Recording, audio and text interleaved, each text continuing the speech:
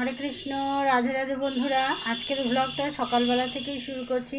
চলো দেখে নেওয়া যাক আমার ঠাকুর ঘরের কি পরিস্থিতি।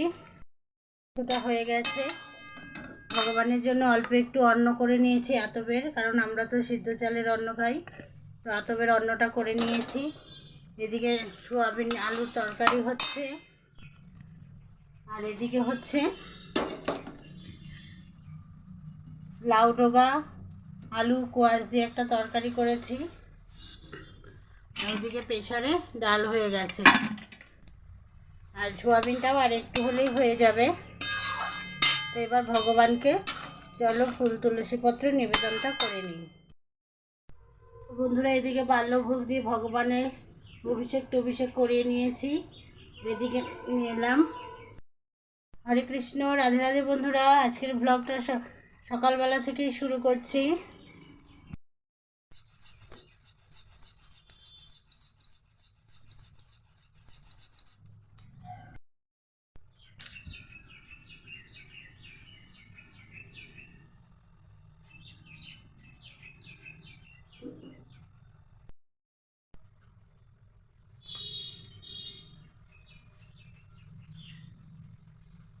চন্দনটা তুলে নিয়ে বন্ধুরা এবার তুলসী পাতাগুলোতে চন্দন ভরিয়ে নিচ্ছি।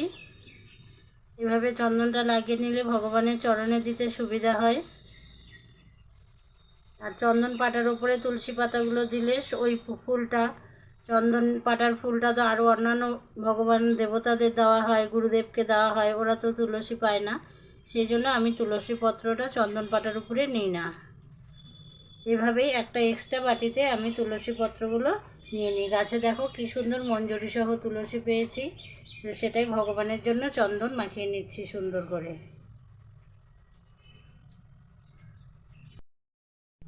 এবারে ভগবানের কপালে একটু চন্দনের তিলক লাগিয়ে নিচ্ছি।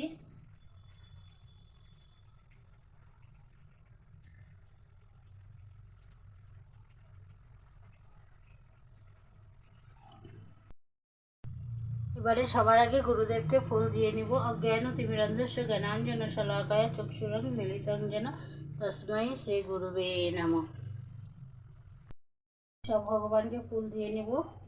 এসো স্বচন্দন পুষ্প শ্রী গোপালায় নমঃ, এসো স্বচন্দন পুষ্প শ্রী গোপালায় নমঃ, এসো স্বচন্দন পুষ্প শ্রীকৃষ্ণায় গোবিন্দায় বাসুদেবায় নমঃ।